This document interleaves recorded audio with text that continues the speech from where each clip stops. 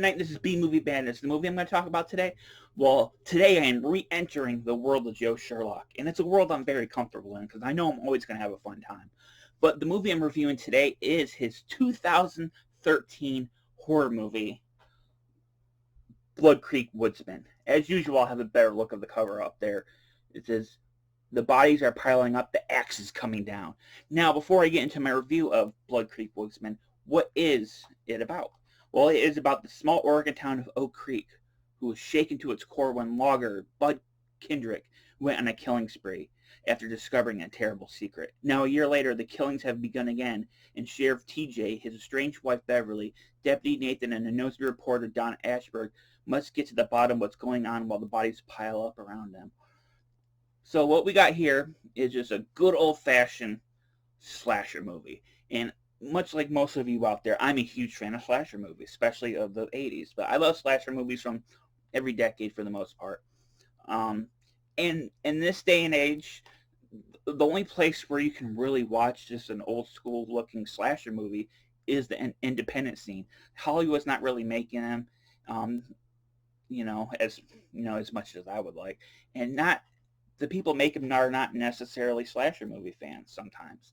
But with the independent scene, they're always usually made by someone who grew up with this stuff and loves it. And you can tell by watching any independent slasher movie, regardless if it's well made or not, that it was made with a lot of love and care. And Creek Woodsman was definitely made with a lot of love and care. This movie was so much fun. I had a blast watching this. It was some of the most fun, 86 minutes of fun I've had in a long time. Very tightly paced, fun story. For the most part, the acting was actually pretty decent. There was a really high body count and with lots of gore, lots of boobs. It was just a really fun time. I was really impressed. Like I said with his the previous reviews I've done, the last two I've done for Joe, Drifter and Channel 99, I was really blown away how good this movie looked. Joe photographed this movie himself, so it looks amazing. Um, if you've seen his early SOV stuff and you have not seen his newer stuff, like the jump in quality and picture quality is amazing. But there's also a jump in overall quality of the production. You can tell that over time, Joe has gotten better and better and better. I love his old stuff. I can watch Monster in the Garage and Zombie Love Slave right now and be perfectly happy in the world. But his new stuff, I have to say, I'm really impressed that he does an exceptional job, making these movies. And I really just was in the mood for a slasher movie, so I'm really glad I picked this one out to watch because I had 4 or 5 other ones to pick from, most of them anthology films, which I was going to check out one of them, but I decided to do Blood Creek Woodsman next, and I'm really, really happy I did because it was just so much fun. Like I said, the acting for the most part is pretty decent. I thought, let me see, Tom Stedman, who plays the sheriff, I thought he did a fairly decent job. He was a flawed but likable person. He was one of those people that you kind of were rooting for, especially towards the end of the movie. I thought Rob Miracle, who did the special effects, he acts in the movie as the deputy. He did a really good job as well. I thought, let me get her name correctly, Michelle Mahoney, who played the reporter. She was actually did a pretty good job as well.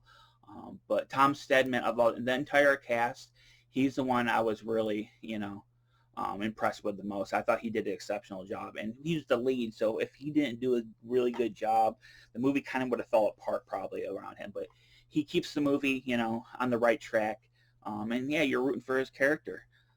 But speaking of Rob Miracle, how were the special effects in this movie? Much like Joe, I think Rob Miracle over time has gotten really better and better with his effects work. There's some really impressive effects work for what I'm going to assume is a micro budget. In particular, all the kills, like this movie is extremely bloody. There's so much blood splatter in this movie. There's so much intestines falling out. But my favorite kill in the movie, the one I was impressed with the most, involves a man getting impaled on some pipes.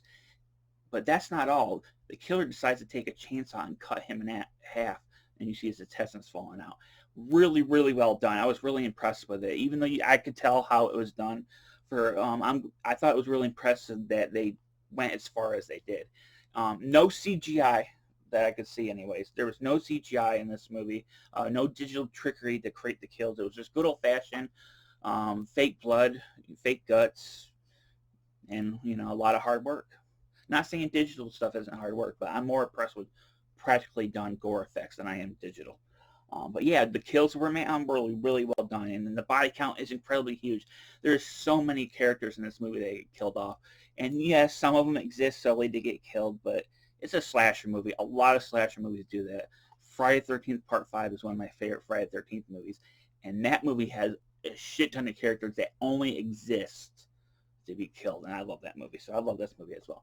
As for nudity, yes, tons of boobs, so much boobs. If you've seen a Joe Sherlock movie, especially his later stuff, there's so much nudity in his movies, and this movie does deliver on the boobs. You got so many boobs. You got boobs in the beginning, you got boobs in the middle, you got boobs in the end, finale. You got boobs everywhere. So if you're a boob guy, which I am, you'll absolutely enjoy this movie. If you like your slasher movies full of boobs and gore, this one delivers. Um, I will say the opening sequence, which involves a campfire story, I wanted to mention that for forgetting it. I thought that was really cool. I like Campfire. I like movies that start like that. My favorite, it doesn't start like it. It's Friday the 13th Part 2, which I will add, the killer is made to look like Jason from Part 2 with a bag over his head, or the phantom killer from The Town That Dreaded Sundown. But I think it's more like Jason. But either or, they both rock. I love campfire sales. Friday the 13th Part 2 has one of my favorite campfire scenes. I also like the one from the beginning of Madman. And this one's actually pretty good too. And of course, it starts to move off with gore and boobs. And that's what you need. Before I end this review, I did want to mention one important person, the score by Steve Sessions. I mentioned him before with Drifter. His score for this movie is fantastic. It was very appropriately old school and fit the movie perfectly.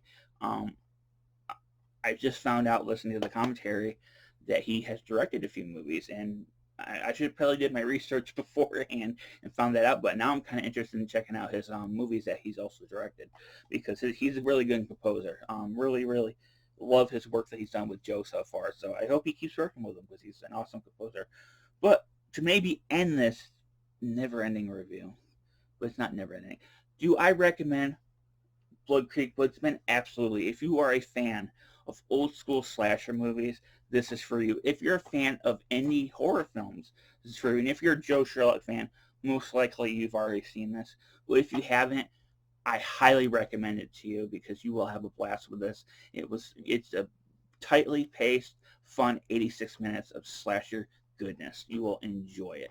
Um, but if you want a copy of this movie, you can pick it up at www.skullfaceastronaut.com, where not only you can buy it, you can also rent it. So I'll have the link down below for that. I will mention, although it doesn't show on the back, there is some special features on here. There is a commentary track, which is highly entertaining and informative.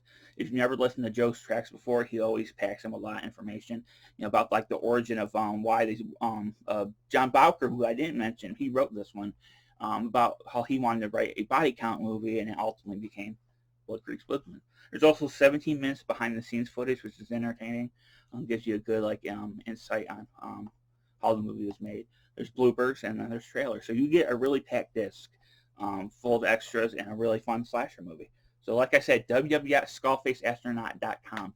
Details below. Before I end this review, comment down below, what is your favorite independent slasher movie? It could be from the 80s, it could be from today, it could be from whatever, just as long as the indie, it qualifies as indie. If you can't think of one, just what's your favorite slasher movie? But there's a few more reviews I have in the work. I got some more Joe stuff. I'll have some SOV horror stuff in the future, and I got another movie I'll be checking out soon and reviewing, so look out for that. I might be reviewing a documentary, so that's going to be interesting. But if you like my channel, thumbs up, hit the bell, subscribe. So I'm Jonathan Knight. It's been B Movie Madness. Thanks for watching.